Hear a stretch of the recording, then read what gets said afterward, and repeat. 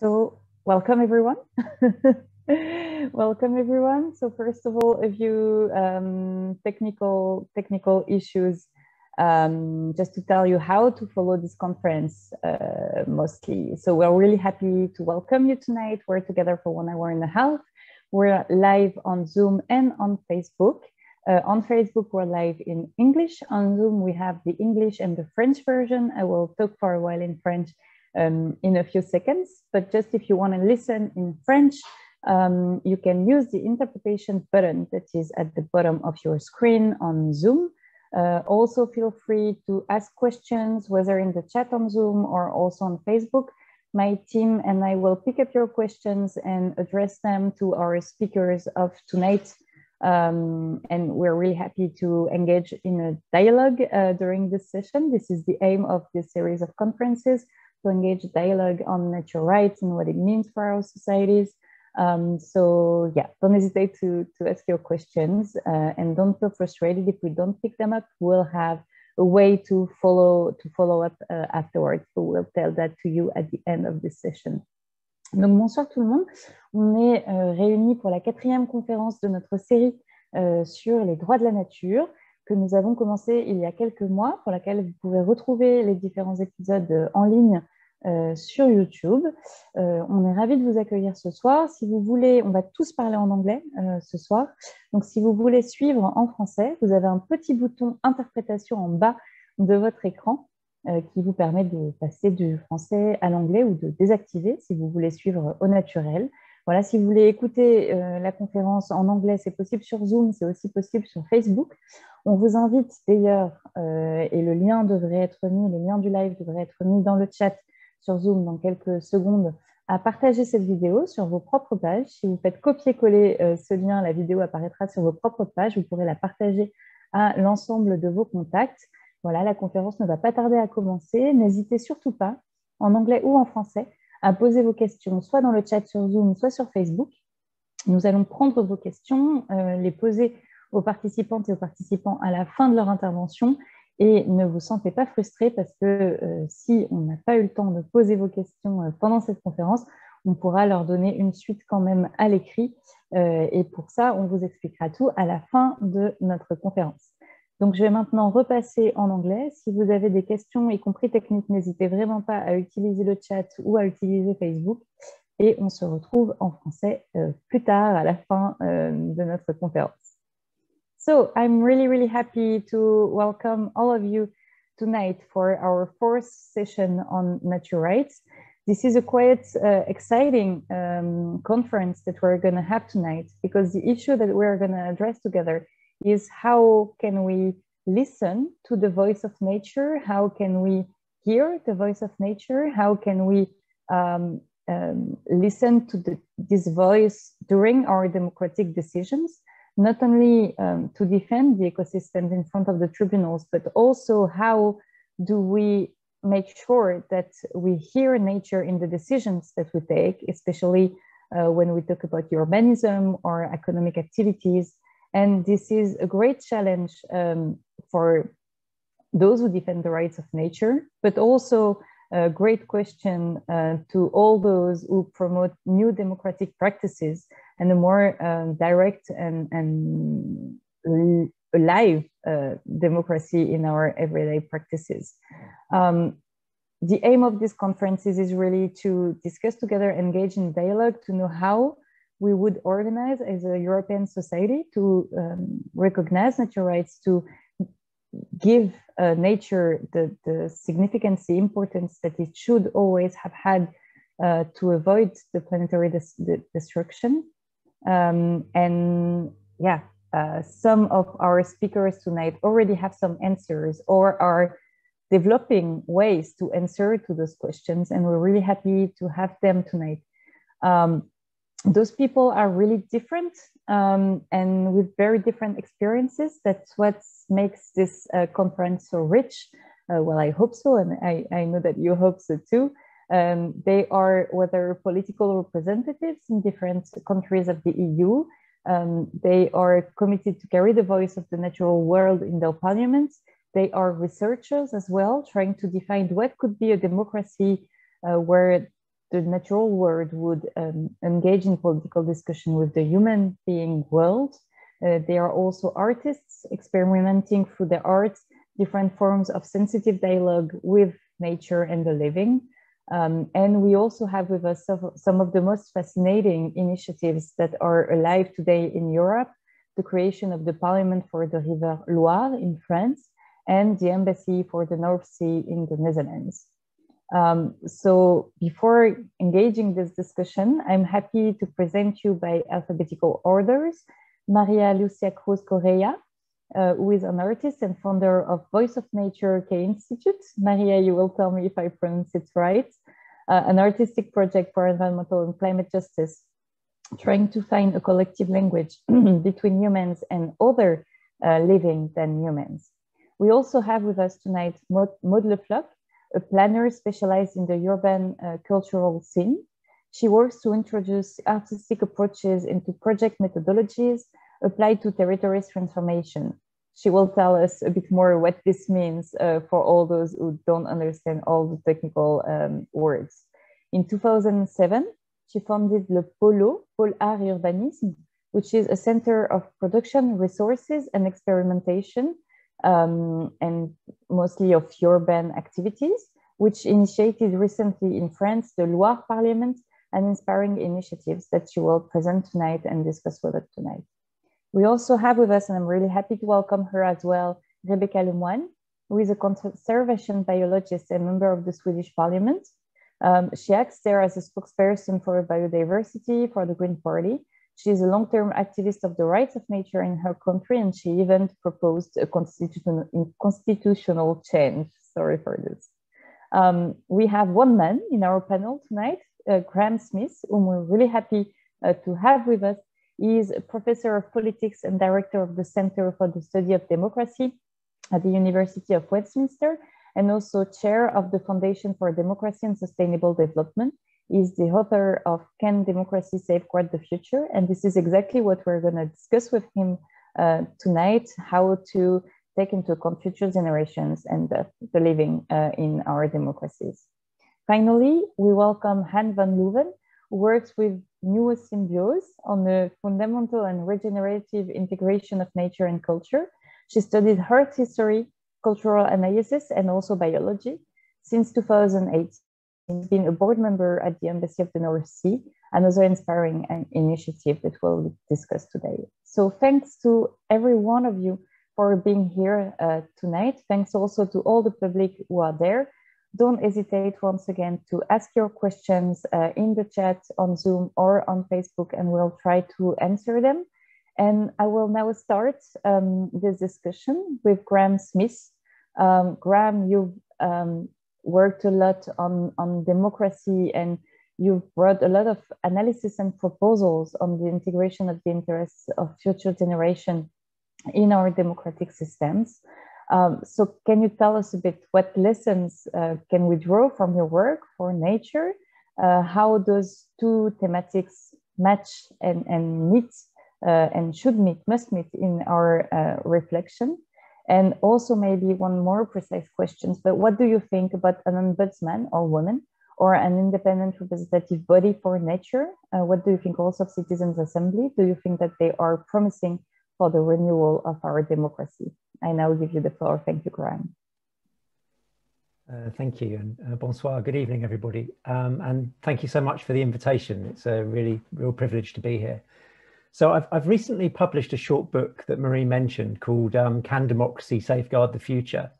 And this focuses on how democratic systems can more effectively integrate the interests of future generations in political decision making. While representing the interests of nature is qualitatively different, I think there are important lessons that can be learned, and we can draw from some of this work.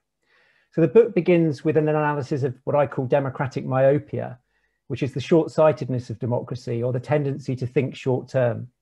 And I explore 4 drivers of short-termism. So they're the non-presence of future generations. I mean, it's just the fact that future generations aren't here, and we can learn from feminists the impact of the lack of political presence in decision-making. Simply, your interests are overlooked. Secondly, we can look at electoral cycles, the way in which 4 to 5 year terms generate short-term electoral party motivations that make long-term policy making really difficult to sustain. Third is the resistance from incumbent interests. Those interests that do well out of the current system resist change. So, for example, organisations that benefit from the fossil fuel economy are resistant to climate action. And fourth, I would just point at the dynamics of the capitalist system. Whether we're thinking of the effects of short-term investment strategies, the speed of the news cycle, or the pressures to consume, these are all short-term dynamics. So all of these drivers generate a short-term orientation within democracies and have a negative impact on the willingness of political elites to consider the interests of nature. I think those four drivers equally affect nature. On top of that, we can add the strong anthropocentrism that means we prioritize a limited conception of human and non-human interests. One reaction to this has been to give up on democracy and to argue for eco-authoritarian solutions, or at least governance by experts. This is a mistaken move for so many reasons, not least the environmental performance of autocracies compared to democracies even now. So we think democracies are bad, you should look at how bad autocracies are. The belief that an enlightened environmental autocrat will protect the interests of nature and will not descend into corruption and clientelism is naive at best. Instead, we need to think about how we can revitalize democracy for the sake of future generations and for non-human nature. And how might we do this? So in the book, I look through various sorts of reforms, and I begin with reforms proposed and in some cases realized. And I want to kind of draw some comparisons with these in relation to non-human nature. Much of the focus in debates has been on legislatures or on assemblies. We've seen the emergence of parliamentary committees for the future in Finland and in Germany, but these have had little impact beyond raising the consciousness of a few politicians. They've not been given the power to have significant effect on policy making, and that's a consistent theme that's present within reforms. Other proposals for parliamentary reform include specific representatives of future generations. The same case has been made for representatives of nature. Challenges exist as to how to ensure that existing political parties do not play the system and increase their own representation through these new procedures. Where proposals suggest that certain types of people should have more than one vote because they've got better environmental sensibilities, we're undermining our cherished principle of political equality. So there's all sorts of issues about this sort of idea of parliamentary representation, I think. Other interesting proposals for parliamentary reform suggest submajority rules where minorities of representatives are able to block, veto or send to a referendum legislation that has had detrimental effect on future generations or non-human nature. Or longer terms for political representatives to protect them from electoral cycles. That last one I very much doubt would be acceptable to the public, who are already concerned that they have little capacity to discipline political elites. A second set of reform proposals focus on independent offices of future generations, commissioners or ombudsmen charged with protecting future generations or nature. For future generations, we've seen two examples of commissioners in Israel and Hungary, which had powers to delay or veto action by Parliament, but which have been abolished or have had their powers significantly reduced when politicians realised they were impacting on their work. The irony is that those bodies that were created by politicians because they recognised their own short-termism were then abolished when they stopped politicians acting in the short term.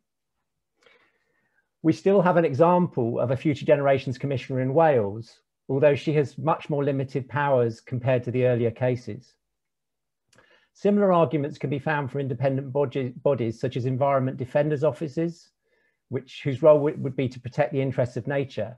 And in some polities, such as Canada and New Zealand, we already see prototype versions of these sorts of independent bodies.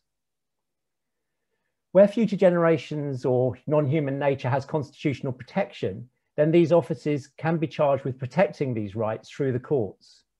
The Hungarian commissioner was an ombudsman who responded to citizens' complaints that the constitutional protection of future generations and the environment were being overlooked. So there's quite interesting ways that we can begin to think about combining constitutional changes with institutional forms like these agencies. My own position on these reforms is that they lack a democratic spirit. They're all elite institutions, new types of political representatives, commissioners, or judges that are given the role to safeguard the future or nature. It's an elite response to a democratic problem. These institutional proposals are of interest, but I don't think they're sufficient. Instead, we need to reinvigorate democracy through enhanced public participation and deliberation. I'm particularly interested in the work of deliberative mini-publics, such as citizens' assemblies and citizens' juries, that bring randomly selected people together to learn, deliberate, and come to recommendations. The recent Citizens' Convention for the Climate is one such example in France. It's notable that one of its fundamental recommendations is to change the constitution to introduce the crime of ecocide. I'm not saying that the convention and similar deliberative mini-publics are the perfect design or a silver bullet to protecting future generations and nature, but I think they're worthy of more detailed consideration. So why am I interested in these bodies? I think there's three reasons that I think we should be interested. The first is diversity. Random selection ensures a range of perspectives on the interests of future generations and non-human nature. Again, I want to draw on feminist insights. Our perspectives on these interests is shaped by our social position and experiences, and I'm concerned that an elite or expert perspective on its own will be limited. Secondly, deliberation. This encourages slow thinking. It encourages reflection. It encourages learning and respect for perspectives other than our own. It internalizes the interests of others, including those who are not present. It is difficult, if not impossible, to defend short-term self-interest in public deliberation. Thirdly, these bodies are independent. Random selection protects from short-term electoral cycles and from incumbent interests. It protects from short-term electoral cycles and incumbent interests. This is why the ancient Athenians saw random selection as the democratic method. They were trying to protect from warring families. The question is not whether these kinds of bodies are capable of protecting the interests of future generations and non-human nature. The evidence is strong that they can. Rather, the question is, firstly, are we willing to experiment with innovative ways of representing future generations and non-human nature in the design of these bodies? So interesting examples include the future design movement in Japan and the assembly of humans and more than humans created by the artist Marie-Pierre Leroux. We're going to hear tonight of other potential designs that could be integrated with these sorts of approaches. The second question that follows is whether we are willing to empower and institutionalize these bodies in a democratic system. The promise is a reinvigorated democracy that we are proud to pass on to future generations, a democracy that safeguards the interests of future generations and the interests of nature. Thank you. Thanks a lot to you, Graham. It just makes me think that, you know, we've had those articles on the Citizen Convention on Climate in France that you talked about, and we now have the transformation of their proposals in a project of law by the government, which is just breaking all of the ambition of this convention. But just, that's the point, is that what we have is that a lot of lobbies came up after the Citizen Convention and just broke up all their proposals. So that's also a way, you know, to break their powers and the power of money. Yeah, I think there's a really interesting question about how we link these assemblies with decision making. And at the moment, they're almost always consultative bodies. And there's this kind of real sense amongst political representatives that they're not willing to cede decision-making power. And I think we should experiment with this kind of empowered body. And certainly in Poland, when they run these assemblies at the municipal level, mayors actually agree before the process starts that they will implement anything which has 80% support or more within the assembly. So there's a strong commitment to recognizing it as a body. We have this issue of we set these bodies up because we think our political system is dysfunctional. And then when they make their recommendations, we put them back into a dysfunctional political system. You know, it's we need to actually think much, much more creatively about about what we're willing to do with these bodies, I think. Yeah, and there are a lot of technical issues as well. So thank you, Graham, for this first round, because we'll get back to you. Just you talked about an artistic experimentation in Japan And we have here with us Maria Lucia, who is also an artist and who is also trying to become a guardian and a witness of the voice of nature and of nature. You developed especially a piece which is called Voice of Nature, the Trial. So Maria Lucia Cruz Correa, we're now listening to you. Hello, good evening, everyone. Thanks so much to be here amongst very inspiring artists. I will start by sharing how this Voice of Nature, the trial, modulate the idea of becoming a guardian of nature, which was, it started with the experimentation of how to create a sort of proposition to a courtroom where we could present nature in court in a trial for ecocide. And this experiment somehow was proposing a reconfiguration of the courtroom, but also to combine the restorative justice approach with the juridical system, which for me became somehow a response and a way to deal with the lack of possibilities in the juridical system in a European context. And also as a way to think of how we repair the damage that has been to the losses of the ecosystems, but also to make amends and bring into a negotiation which can reconnect our relationship with nature. And so this trial was a bit of a fiction, a documentary, and sort of magic as well inside. And it became a ritual at the end that is the earth contract that the participants do, which is what is there that we want to commit and what is this ritual or action or commitment or promise that we are doing to the earth. Thinking also as we are individuals that are extracting all the time through the earth, but we never think of what can we give back to the earth. And so the trial first was composed by the 7 impossible ways to represent nature in court, which as lawyers you might know very well, and which I was very inspired by, but also the many layers and of who is the perpetrator and how we are all accomplices and how we position ourselves in this ecocide crime, which is a global crime to Mother Earth, but also how the cosmological indigenous perspectives and jurisprudence can or should influence our vision and our relationship with the ecosystem, and how this earth contract can shape that attitude. So Guardian of Nature was also one of the part of that impossibilities was when I did a 1-year transformation to become a guardian of nature, because I thought, okay, I read in 2017 the pioneering and inspiring idea of the recognition of a river in New Zealand, and I thought, why can't we also recognize a river in Europe, and who can be the guardian for that river? So I think the research started very humbly in my playfulness with going to a mountain, to the river, interact with all the community around, setting cosmic conferences, dialoguing, grounding, meditation, relating, finding many different types of languages, but still with the focus, how can I represent a river in a courtroom? And how can I be a spokesperson of that river? And who can advocate for a river?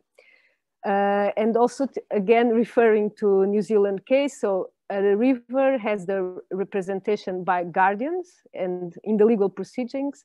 So these guardians are the ones who can enforce the law and at the same time, like people, the river has the right to sue the others. So I'm thinking, how could a river sue others? How could a river sue a corporation?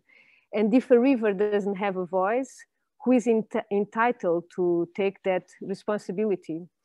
As if they, as also Maori community says, I am the river and the river is me. So how can we relate to that idea? Who is our tribe? And how do we mobilize democracy and justice for nature if we don't feel this belonging to the territory anymore. Although we know we have this connection and we know that it's there.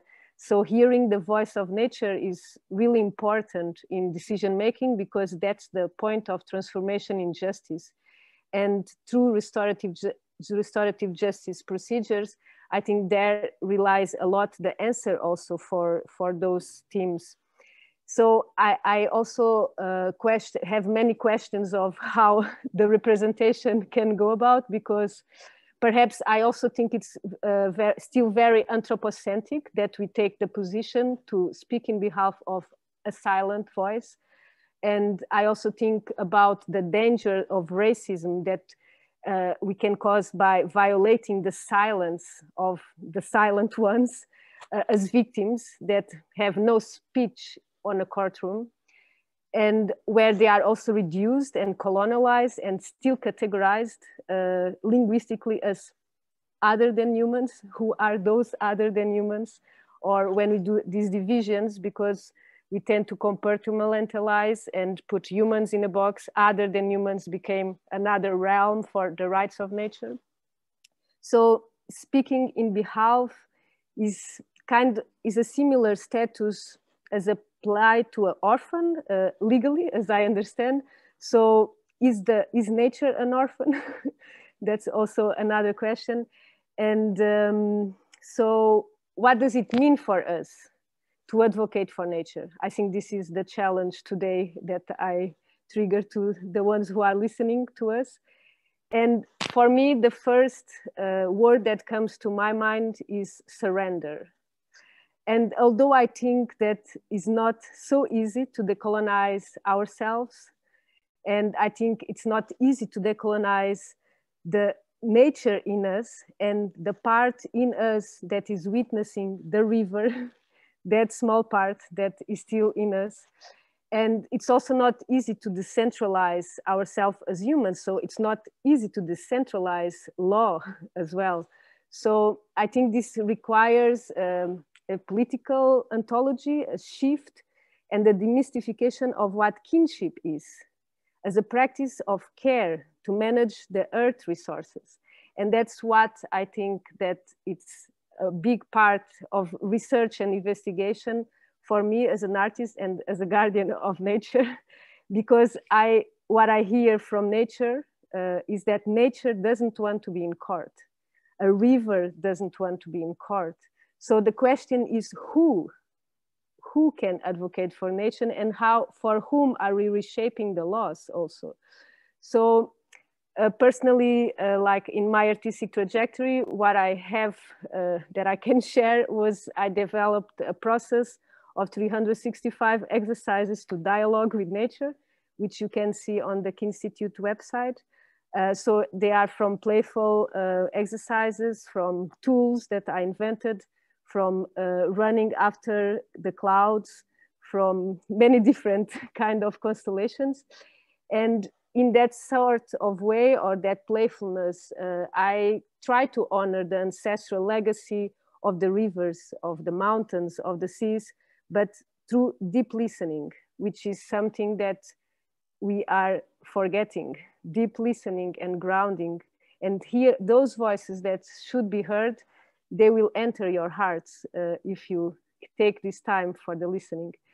And also to conclude, I also have designed a sort of utopian model, which is a kind of manifesto of imagining the legal procedures to become a guardian of nature in a European context. And this was an imagined process with the many talks I had with the restorative justice experts, with environmental lawyers, with indigenous communities, which I work for the research for the voice of nature. And that you can also get inspired. And if you want to exchange, I would be more than happy to do so. And to conclude, to be a guardian means to ensure the cosmology view of people as part of nature, not separate, not above, but recognizing the interconnectedness of having equal rights, being humans, mountains, rivers, seas, or forests, because we are nature. Thank you. Thanks a lot, Marie. Thanks a lot. There are a lot of people asking you about your work in the chat. So yeah, we're sending the link, but if you want to share it, also all the exercises that you were talking about, there were a lot of questions and I think a lot of interests in the chat. So yeah, if you want to share this, it makes me think about, you know, the contradiction that we have, saying that we need to hear the voice of nature, but at the same time knowing with humility that we cannot know what nature thinks. And this is tricky even for those who want to, you know, bear the voice of nature, because it's true that we don't know what nature wants, right? They are not speaking like we do. So and even for people, sometimes it's quite different to, it's quite difficult to understand each other. So yeah, that's a really big challenge that we have. Thanks a lot for sharing your experience. I will now turn to Maud Le Floch from the Loire Parliament, le Parlement de Loire. So I was talking to you before about fascinating initiatives that were going on, also with concrete experiments to give nature a voice through those artistic arts-based initiatives. So Maud, maybe you can present to our audience, other speakers, what you are doing. Yes, thank you, Marie. Hello, everybody. I'm Maud Le Floch. I'm speaking from Tours in France, in Loire-Vallée, les châteaux de la Loire, les jardins de la France. And I'm a planner. I work since the beginning of the creation of our pole or center with artistic approach. And maybe I can share the screen and tell you more about this Loire Parliament affair. And you can have question after. Okay, so I share the screen. Where is it? Where is it?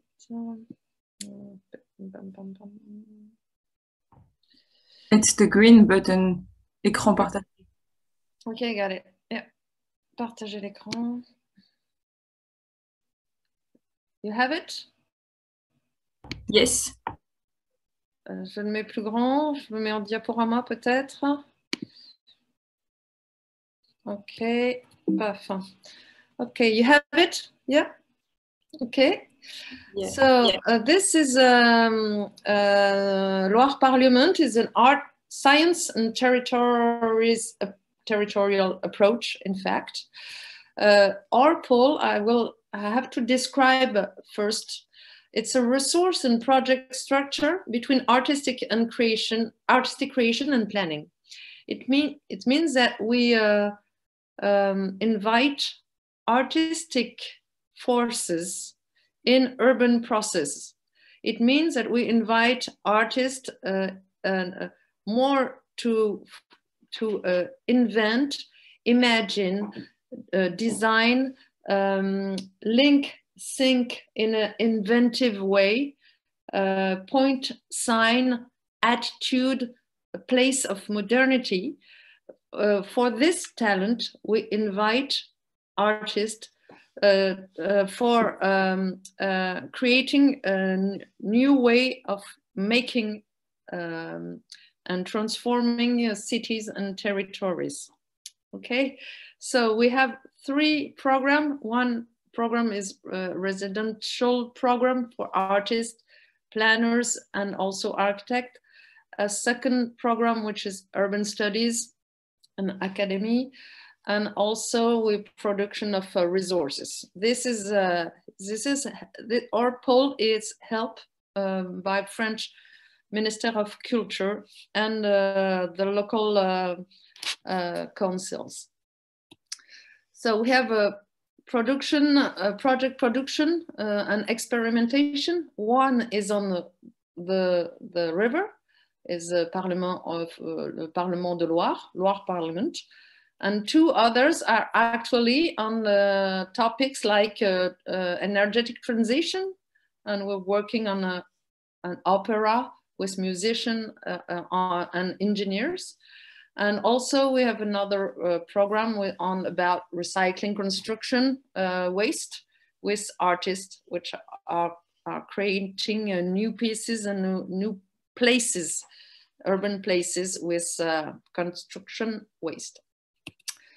So 9 years ago, we realized an experimentation about flood, and we create with artists and cultural actors an awareness dispositive on flood risk and culture of risk.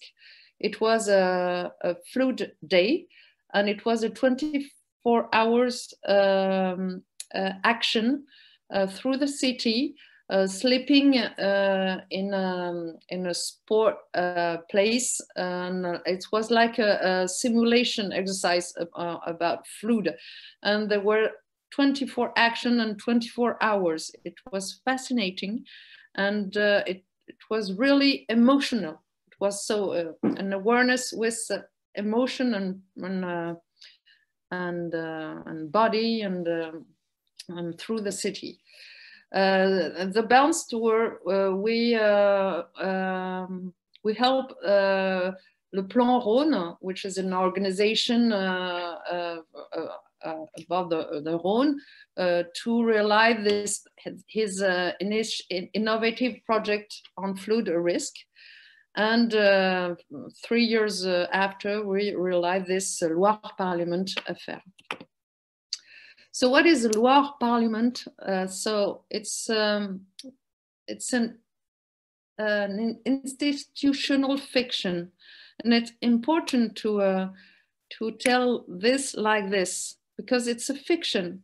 This parliament is a story, it's a narrative approach to say, if the Loire River, if this river which is particularly wild, represent Alerte, which is a big landscape with a lot of variation of water.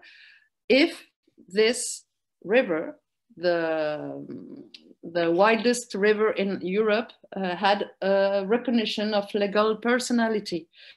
And we are working with Camille de Toledo, which is the author, is also a jurist, and we are working with Notre Affaire à tous, and Marie Toussaint can explain more about Notre Affaire à tous, about create this fictional institution, more than institutional fiction. It's a fictional institution, in fact. So artists, researchers, local stakeholders, civil society, planners are actually creating together this parliament.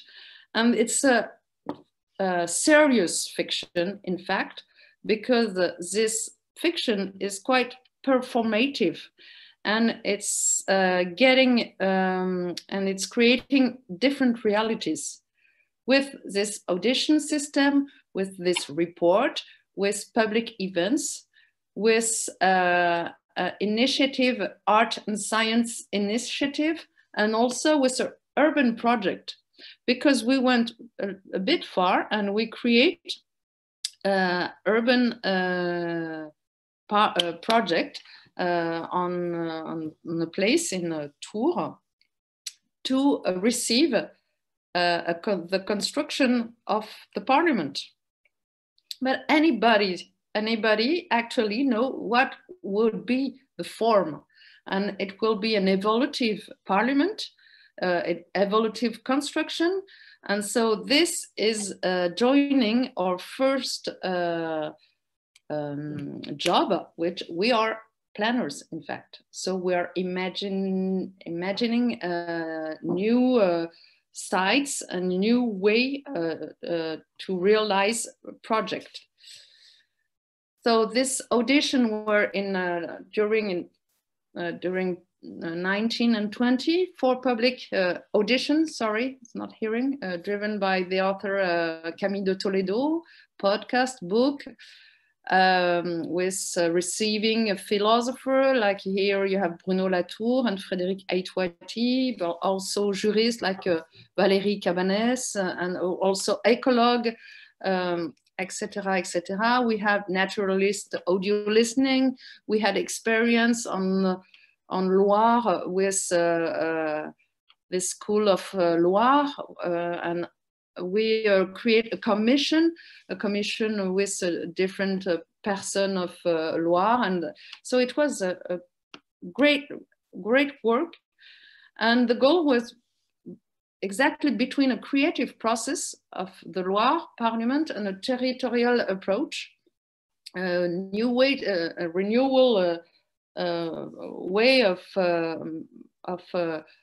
planning, in fact, introducing a narrative approach to build a common culture around Loire, maybe a legal personality, perhaps, maybe, to imagine new forms of cohabitation with the river, work for biodiversity and conservation by stimulating imagination and affects, and raise awareness of interdependence between biodiversity and human activities by knowledge and provenance.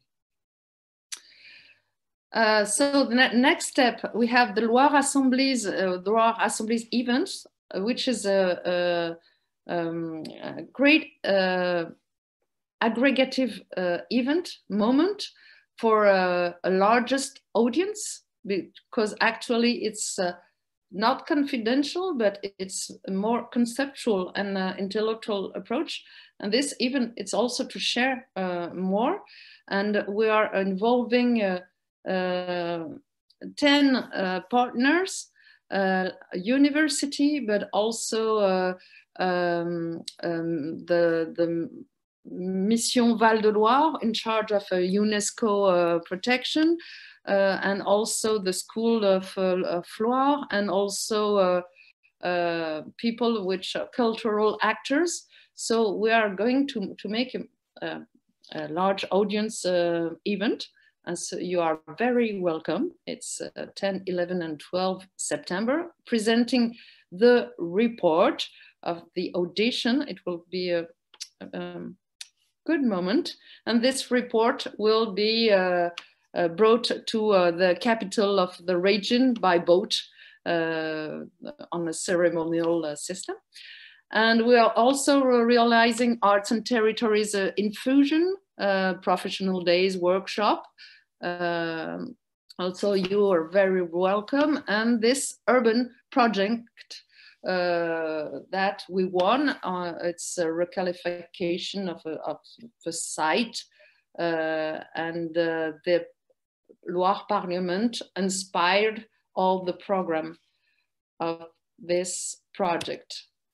So you see, by the fact that it's a non-finished story, all the imagination can come and provides new elements and build the program of this Loire Parliament. It's really a common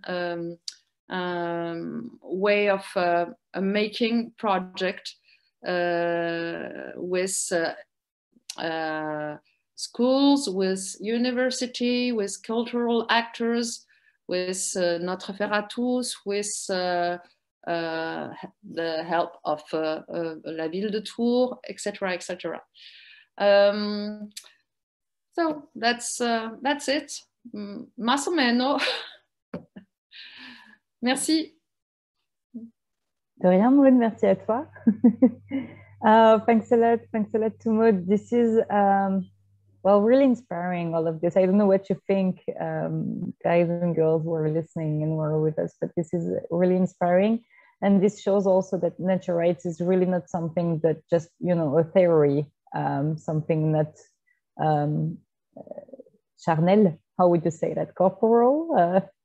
But it is also physics, right? It is also how we plan, imagine, incorporate things.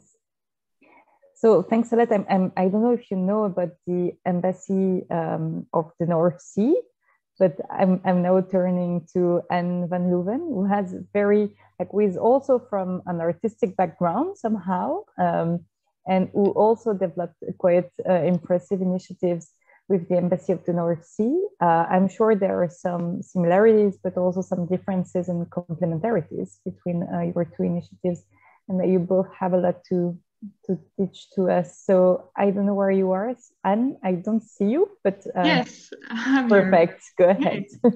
Yeah, great. I see a lot of beautiful overlaps between all these initiatives, so I'm already looking forward to the conversation. I will also share my screen with you. So if you can let me know if you can all see this, that would be great. Yes, we can. Okay, see if I can get it on large. Yeah, there you go. So my name is Anne van Leeuwen. I'm one of the board members of the Embassy of the North Sea. I feel a lot of alliance already with the Lauer Parliament, but we're going to talk about it later. Our initiative was actually founded in 2018 in The Hague, because we had the feeling that our current democratic means really do not face up to the existential issues that we are facing now. So I'm talking, of course, about climate change, biodiversity loss, political polarization, etc. Most of these problems, we think, stem from a fundamental crisis in representation, in which not only human minority groups are not properly represented, but in which actually non-humans, to speak with a dualistic term that is has its own faults, but such as plants, animals, microbes, and things are not even seen or considered to be part of society. So in the Anthropocene, or time of man, this is the Netherlands tilted. That sort of already helps sometimes for a perspective shift. In the Anthropocenes, humans have not only become a geological force, but above all, we start to notice that we are interdependent beings. So icebergs are forming our shorelines, insects are co-producing actually our agricultural production, and microbes are even now influencing my mood. So nature is no longer a decorum. It exists no longer outside of us as humans, but we are now sharing the world, whether we like it or not, with 99.99999% of life. And these other beings and landscapes are usually represented in nature organizations. But how effective is that kind of representation? Despite the existence of many nature-focused lobby groups and people with a big heart for their cause, biodiversity has declined abominably since the 1970s. Who is responsible for that? The problem is that human actors and politicians are this is an image of the MSC Zoe shipping container disaster in the Netherlands. 345 containers washed overboard with serious consequences for North Sea life. But who can file a complaint? Who is compensated? The non-humans find themselves again at the short end of the stick. So it is time for a new kind of political representation that actually transcends the interest of individual humans and also nation states. So starting from these thoughts, I co-founded with Thijs Middeldorp and Harpo Hart the Embassy of the North Sea, with the idea that diversity of life, that should be one of the starting points, is in the interest of all life, that non-humans therefore should be directly politically represented, and that the sea owns itself and should have the right to self-determination. So a long-term dot that we put on the horizon is that we are looking into whether the North Sea should become its own legal person in 2030. And here you see again the example that was already mentioned of the Whanganui River in New Zealand. To answer this question, we are actually working with some frontline promising jurists and the rights of nature movement, such as climate change legal researcher Laura Burgers and rights of nature specialist Jessica den Outer. We are at the moment working on a compendium of inspiring legal and representative case studies that might help us to imagine a different kind of politics. So here he is again. This time more up close. Of course, there are already lots of non-Western cultures that have long had the insight that humans and nature are inextricably intertwined. And recently, Western thinkers like Bruno Latour in the photograph, who has rightfully won the Spinoza Lens Prize and was also part of our Spinoza Lens program last year, also introduced these ideas. Latour, you could say, is one of the founding fathers of the embassy. He written in We've Never Been Modern, he actually calls to conceive a parliament of things, in which also the voices of non-humans are represented. And the embassy, you could say, is a kind of case study of the Parliament of Things. So over a period of 10 years, we have committed ourselves to research and implement a new kinds of politics of subsistence. And we do this via public meetings, exhibitions, conferences, innovative kinds of research, education, and fieldwork. So with the embassy, we are really interested in what the sea actually does instead of what it is. As an actor, we research and build new ways of living with the North Sea, which is growing into the disciplinary collective, because we really think, work, and act like a collective. So we work with artists, philosophers, marine biologists, jurists, policymakers, architects, journalists, you name it. We work with cross disciplines. We intend thereby to create a sensitivity and also public consciousness of all the unseen and unheard of political actors in the North Sea. And in the first 3 years of our existence, we do this mainly by a situated practice of listening. And here I already hear a ring with other presentations. At the heart of our work is a method by Anna Tsing. She wrote this beautiful book that I can all encourage you to read, The Mushroom at the End of the World. And she describes in it a method. To listen, she says, and to tell a rush of stories is a method. And why not make a strong claim and call it a science, an addition to knowledge? To listen properly to non-humans cannot be done, we as the embassy think, without the arts and the sciences, without imagination and representation. So that's why we also started with underground case studies with teams of artists, scientists, and storytellers who work combined, and of course from their own perspectives. So the first one is a voice for the eel. The European eel, critically endangered species, is a beautiful sort of metaphor species between land and sea, city and sea, and it's also an Amsterdammer. So the question that we ask is, how is the eel represented in city policy and city infrastructure, and how can this be improved? We collaborate with the city of Amsterdam, with city ecologists, and with architects, and we are going to build an underwater eel park that is also going to be a meeting place for humans and eels. Another team is Future of the Delta. How can coastal protection become more non-human inclusive? And how can that help us in the long term? The Delta Works is a big thing in the Netherlands. And here we have Teun Karelsen trying to find out as an artist what it means to be a seaweed in the Oosterschelde in Zeeland.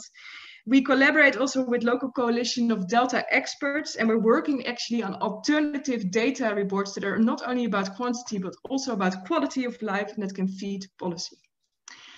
A third case study we're working on is underwater noise in the North Sea. The question we ask here is how is non-human life actually represented in scientific research? We're working with scientific maritime research institutes, and we're opening up new kind of research questions and public consciousness concerning the hearing capacities of fish and other sea beings, because of course underwater sound is the main communication medium, and we are very much intruding on the sound frequencies in the North Sea.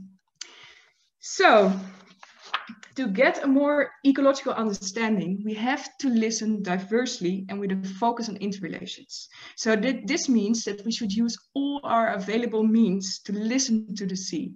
And with this, I mean not only ratio and quantitative data, but also art, poetry, and embodied knowledge, and use also that kind of wide range of instruments we can have available to get more insight into these non-human actors. So of course the question always remains, and should always remain, like how can we listen properly to these non-humans? And so that's why in 2021 and 2022 we will focus on developing a concrete political listening methods, one that can be applied in day-to-day meeting situations of policymakers and politicians. And together with designing a spatial structure that we call the Oudement, so it's like a variation on the parliament, a place that can actually help people to focus to listen to non-humans, and that we can also just put in several places. This is all based on the idea that in the political arena, we might need more listening time instead of speaking time. So in the Anthropocene, in the ecological times in which we are living now, it is finally time for us to listen to non-humans and reinvent politics as a relational practice.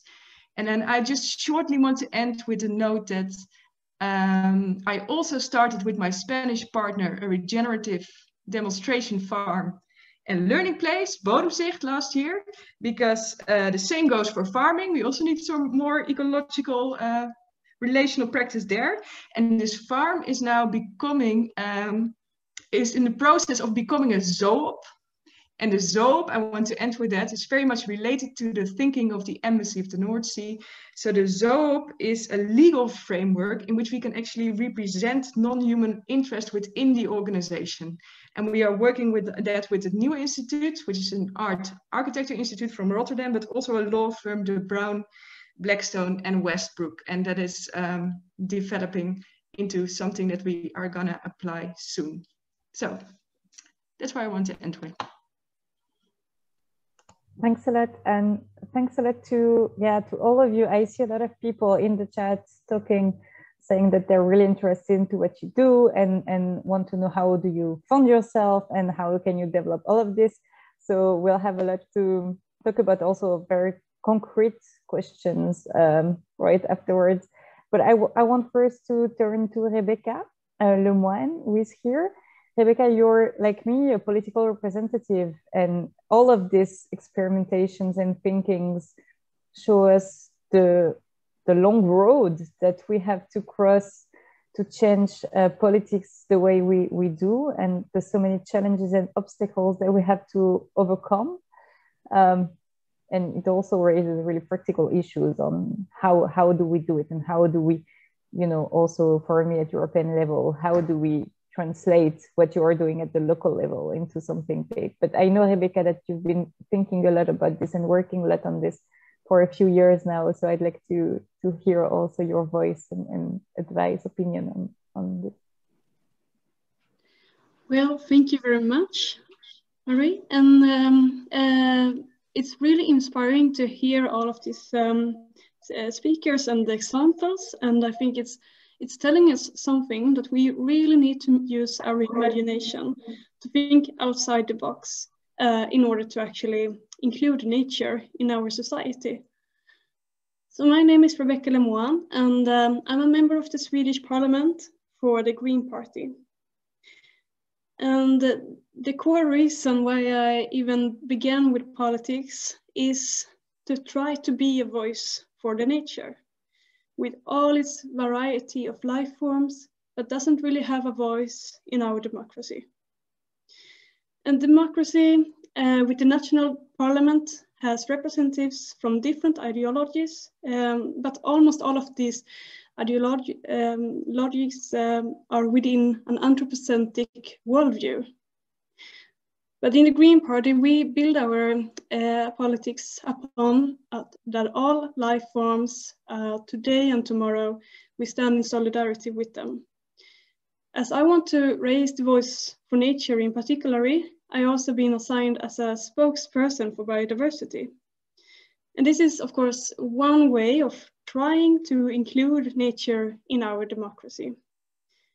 But the real challenge is to shift the political debate and our perception away from an anthropocentric worldview, where humans are the center and our societies and economics are built upon one goal, to maximize our impact and control.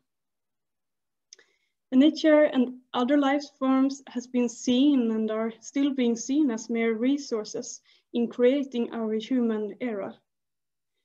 But instead, we should aim towards an ecocentric worldview, that is, nature and life is interconnected. And this shift in the mindset can be compared with the geocentric worldview into the heliocentric worldview. Earth, with its humans, were thought to be the center of the universe. But as the idea presented another theory about Earth actually circulating around the sun, the persistence was really strong. Now we need to do a similar journey as humans, as really part of nature, one of million other life forms. We are all with intrinsic value. And in order for an ecocentric worldview to grow, we must rethink. And the idea can only grow if we are humble.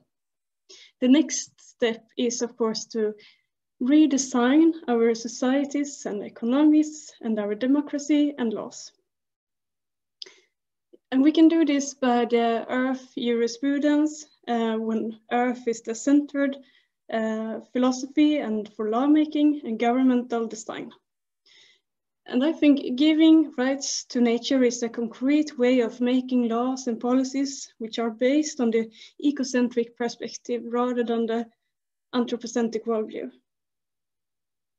But then the question is, that comes to mind, and which is very justified, is of course, who can speak for nature, since nature can't really communicate to us in court or in debates.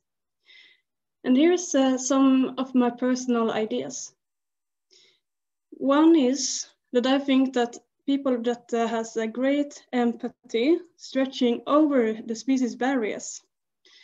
This is itself a sign of understanding the interconnection through the life web. Those people who want to help and support other life forms without any economic or egoistic motives, I think those are good representatives for being a voice for nature. Number two is those who have a relationship with nature somehow, or even a relationship that is integrated with their way of living and their culture. And this, I think, will strengthen the understanding of nature, since persons with a strong relationship and link to nature can read signs and understand the language of the ecosystems. And third, I think those who have knowledge that can understand what is hurtful or exploiting for nature, and this knowledge can be traditional or it can be academic. But even if a relationship and empathy is there, some things are hard to predict or read, even so, because it can be not visible for our senses. But I also want to mention that with knowledge comes a great responsibility.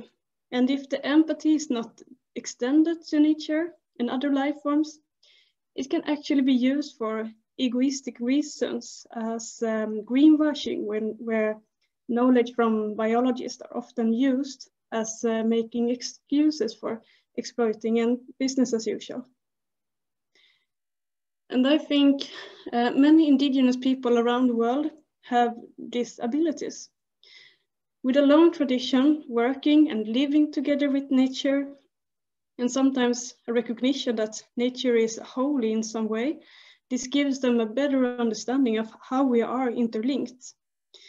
It's also known that although indigenous people only possesses around 20% of land territory, they embody around 80% of the global biodiversity.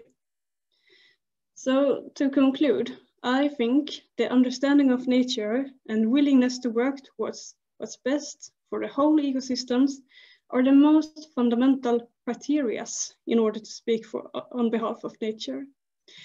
I think we have a lot to learn from indigenous people and from their traditions and their wisdom. And as a concrete example of this, I have proposed a bill in the Swedish Parliament about complementing the constitution to actually include rights of nature. And I would say an effect from this is that if it will come true, the state will provide lawyers who would work to implement the rights of nature in courts, for example. And for people working as a prosecutor or lawyers from an earth jurisprudence perspective, it is important that they share the ideas, the criteria number one, to have empathy that stretches to other life forms. But I think for witnesses and experts, The relationship towards the local nature and knowledge may be the strongest criteria. Thank you.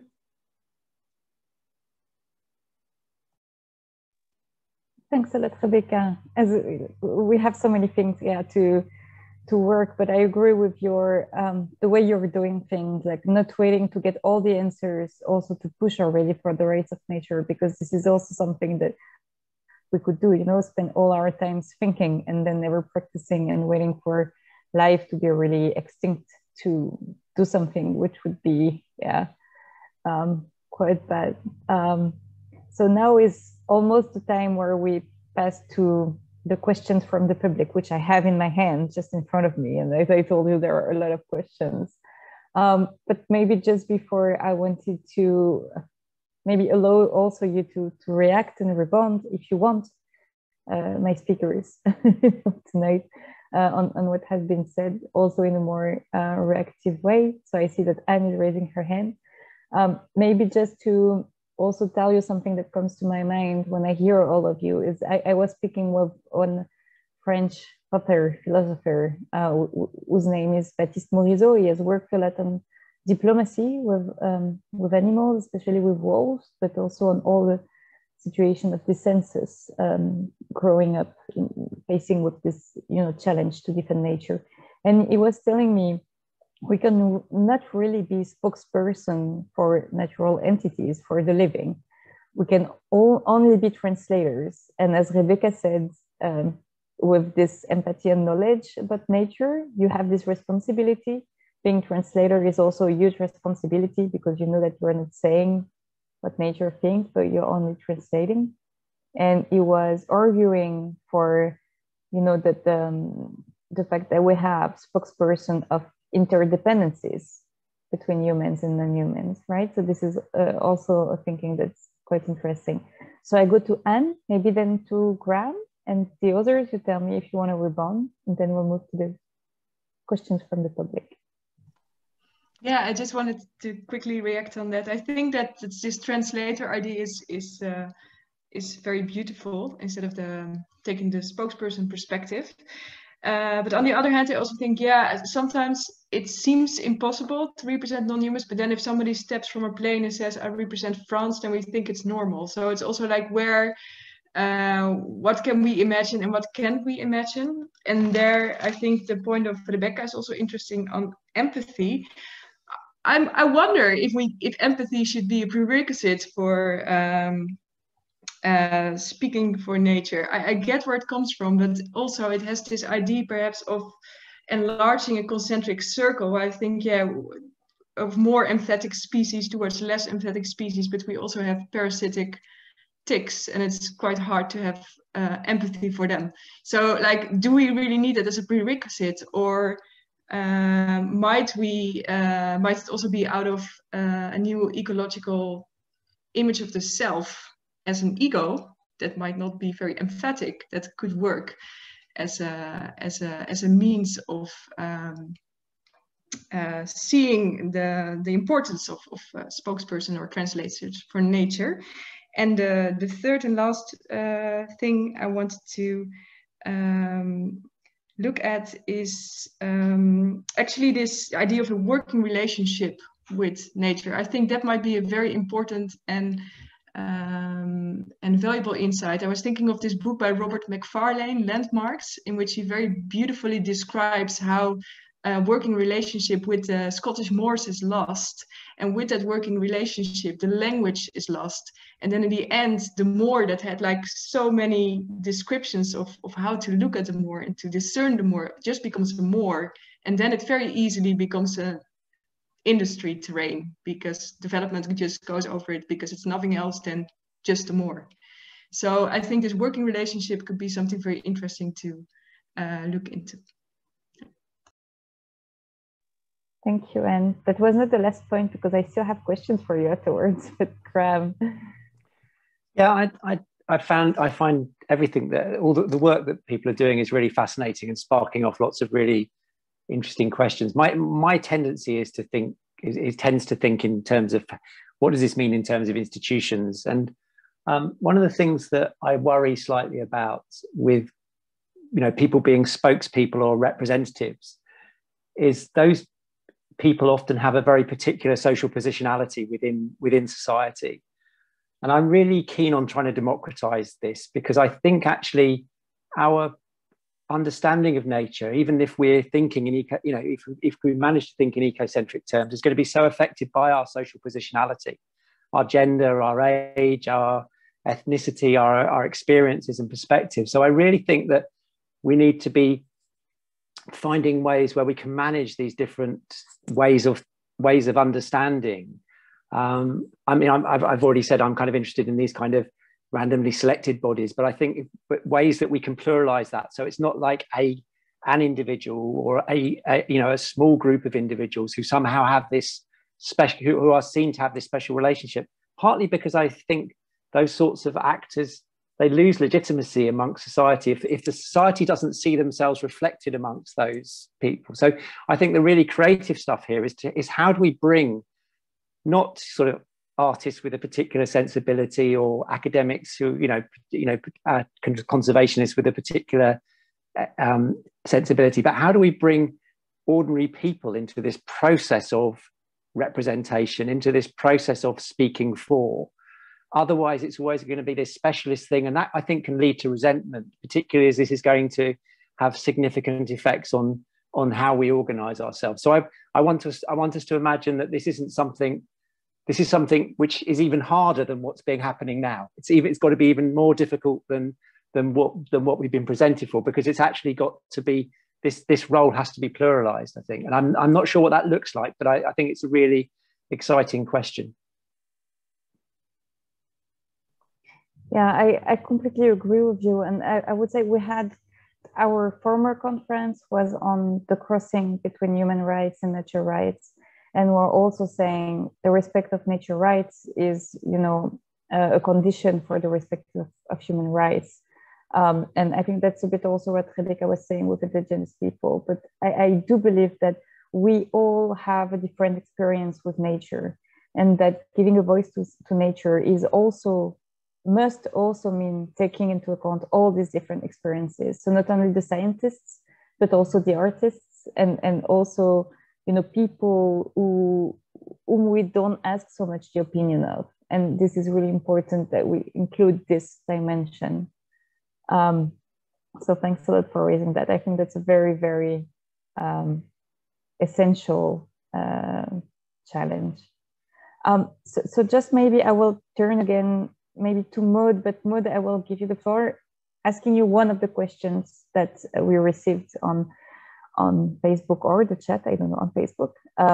How will you ensure that those voices who are not usually heard, this is what we're talking about tonight, will feel invited and comfortable to take part in your activities?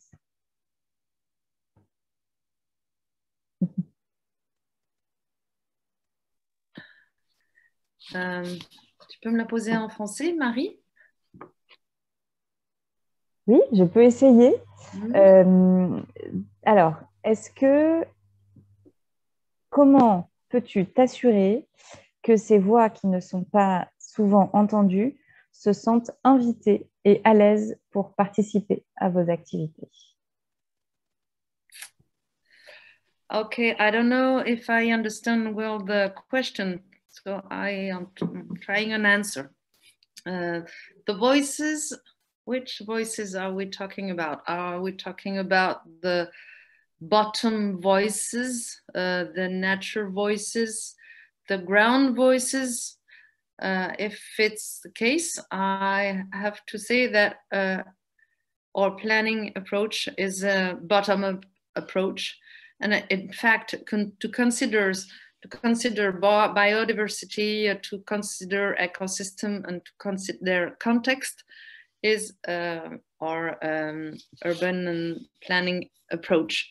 So this is this Parliament, Loire Parliament. It's the occasion to work with more traditional planners of the city, of the region, and more above on Loire Valley, and to invite to change the mindset and to try to imagine public policies on a bottom-up way. So it's this is a democratic laboratory, like Graham Smith is talking about. I'm really sure. Maybe more than a legal laboratory, maybe more. So this first thing, and maybe as the second answer, it's could be the artist involved in those what the voices of artists, of author, of fiction, of narrative approach. Well, I think the way to the intervention on territories actually with a transition emergency, with social crisis, with political crisis also, is an opportunity to invite new voices. And those voices are invited to create how to say, to create a new excitement. I don't know how to tell it really, but it's like exciting, it's complex subjects, like exciting technical subject, like creating enchantement, and that gathers people and then can create a new stories, collectives, and common stories. Maybe it's a tentative of answering. Thank you. Oh, that was a quite complete answer, though. So thank you, Maud. I've received two questions that are not so much on the issue of democracy, but more on how is it happening concretely on the ground. So I will read them to you and then try to make an answer, and then go back to Maria Lucia. So we got asked questions. How is the administration of rights of nature being implemented in the court in a country that have given rights of nature to rivers, for instance, New Zealand? And how can we enforce the rights of nature? For instance, when a plant is injured, who has the locus standi to enforce the rights of the plants injured? So today we are really exploring this democratic issue, which is a big, big one. But we've had the occasion to address also with lawyers these issues about how it's going on in the world and what could be the mechanisms. These are also really broad questions. But if you want to look at our former conferences, I think that you have the link to the conferences online in the Zoom chat or on Facebook. But just to tell you in a few words, when the rights of nature are implemented, we are still at the beginning of the history. And in each country, we have different ways of implementing these rights of nature. So in some countries, we can have a locus standi for one single person, one individual. For instance, in Ecuador, one individual can go in front of the tribunals to defend an ecosystem. And then, for instance, in the New Zealand, it's more the Maori people or the states who are considered as guardians of the ecosystems and who can decide on behalf of the river, and also go to court to defend it. And that's why we so much have to discuss on this, because in each culture, in each country, but maybe also at the local level, at the level of the ecosystems, we'll need to invent ways of translating their voice and ways of defending them in front of the court that will be appropriate to one people's ways and also to the ecosystem in question. This is really something that needs to be appropriated and to be a kind of a collective project, right? How do we want to live with each other, taking into account the needs of the living? So now I will go back to Maria Lucia. I don't see you, I only see a few of you on my screen, so sometimes I'm just looking for you. But Maria Lucia, we've had questions to have access to your work and stuff, but I also have a question that I like to ask you is, who is to decide what are the natural rights, what are the rights of nature? If you had to say something about this, who is to decide that? And also, how do you see the role of democracy in this discussion? Because we've heard a lot of crime, but the public, the audience, wants also to hear from you about this. And of course, you can rebound on everything that's been said before. Can you, I don't know if I understood well, who is to decide on what? Who is to decide what are the rights of nature? You know, what are the rights of nature, but who is to decide that? That's a philosophical question. Yes, okay. Well, I do think that to decide who have a word on the rights of nation has to be a very inclusive imagination. And this comes, of course, how do we involve the more than humans in our conversation? So how to involve a river now here in this webinar. And it's always the question about inclusivity. So if the rights of nature are human constructs, which is laws to protect humans from their own actions, so where does it come nature in this conversation? And so personally, as the guardian, as I entitle myself, I would say that it's again about listening and spending time with those entities, which will provide us or will help us to translate those invisible or silent voices that are at our disposal. And we can hear that through our ancestors and through the indigenous communities and the cosmology, which is restorative approach to our relationship and kinship with the other than humans. So I would even avoid to make that question, because then we become really into a philosophical question about anthropocentrism, because we all know that rights of nature are only there to protect humans from their own actions. That's how I would relate to that question. And a second question was?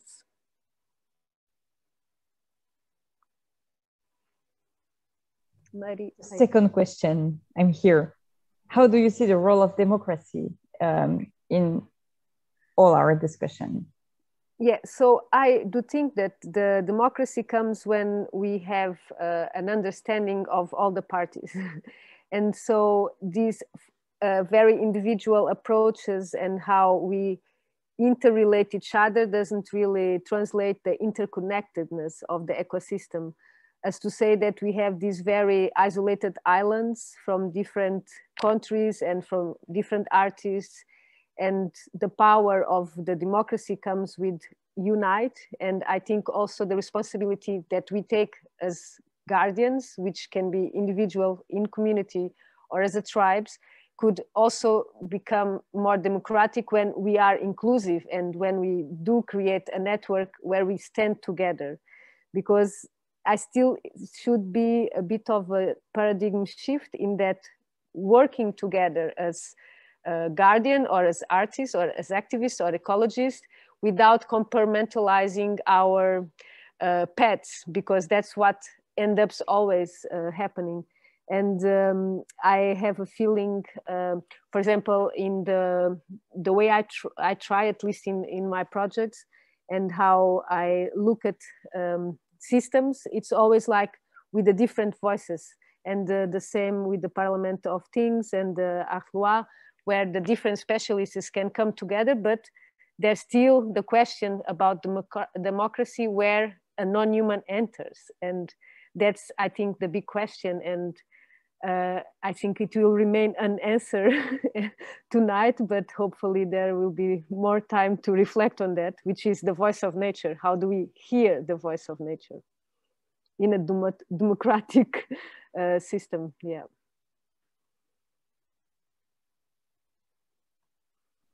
Thanks a lot, Maria Lucia. We are running so fast to the end. It's a bit frustrating, but I will now go back to Rebecca, and then I will give you a short note for the end. If you want to talk, if you don't want to talk, it's fine.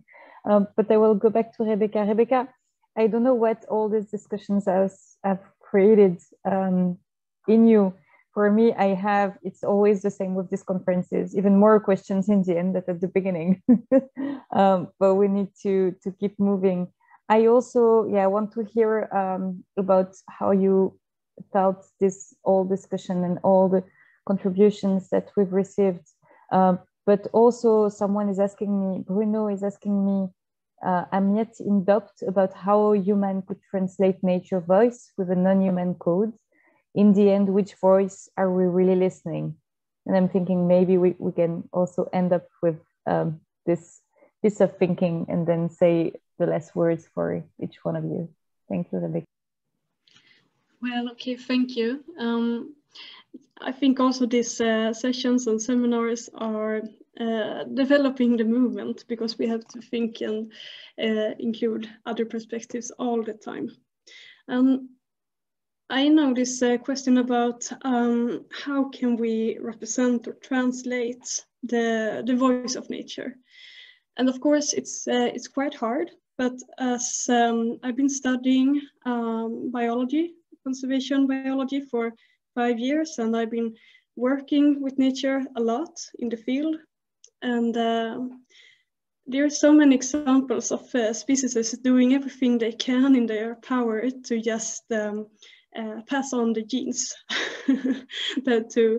to make sure that their kids will survive and breed on. So I think really easy for us, the most important thing for us humans to understand is that all life wants to live. It's really easy, but what we are doing now is to pushing almost 1 million species to the brink of extinction. And this is the crime, I would say, because as I see it, all life forms has rights to its own existence.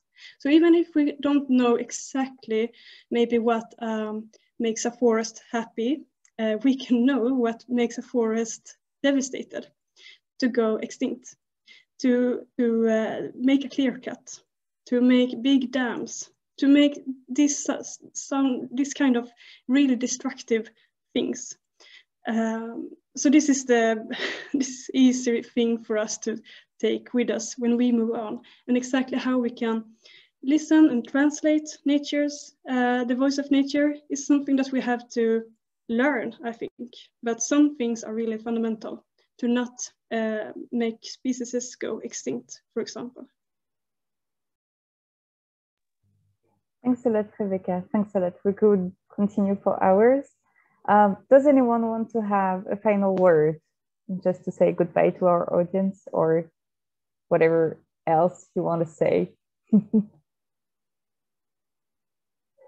If not, I'm just going to say thank you. Callum, go ahead.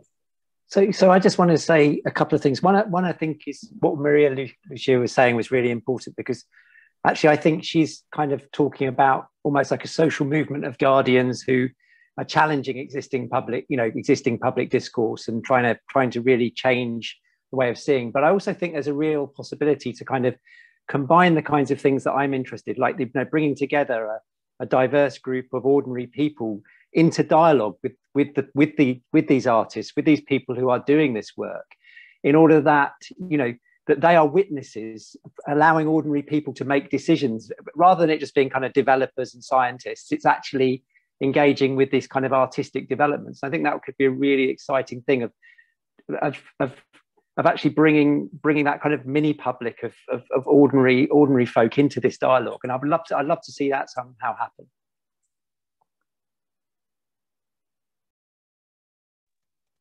Yeah, all right.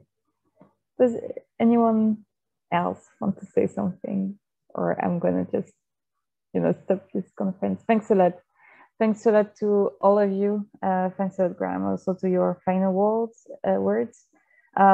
Thank you, everyone. So we've been sending you in the chat and on Facebook the link. Well, on Facebook you have the link, but towards these conferences and also towards the campaign that we're leading at the EU level in order to go towards the recognition of the rights of nature. I'm sure there are initiatives in all of your countries as well. If not, we can help building some initiatives and accompany you in this direction.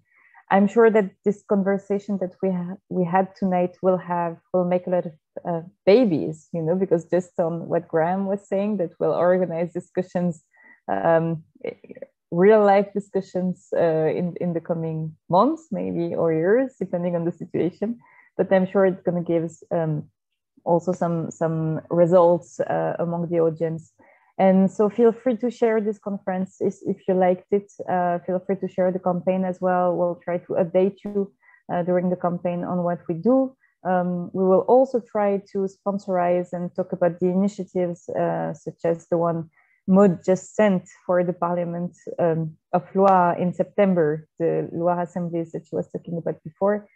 So we can also spread that with our newsletters in our campaign. I think I've said it all. So I will now just turn off the live on Facebook. So bye everyone on Facebook. Thanks for being with us. Thanks to all the speakers.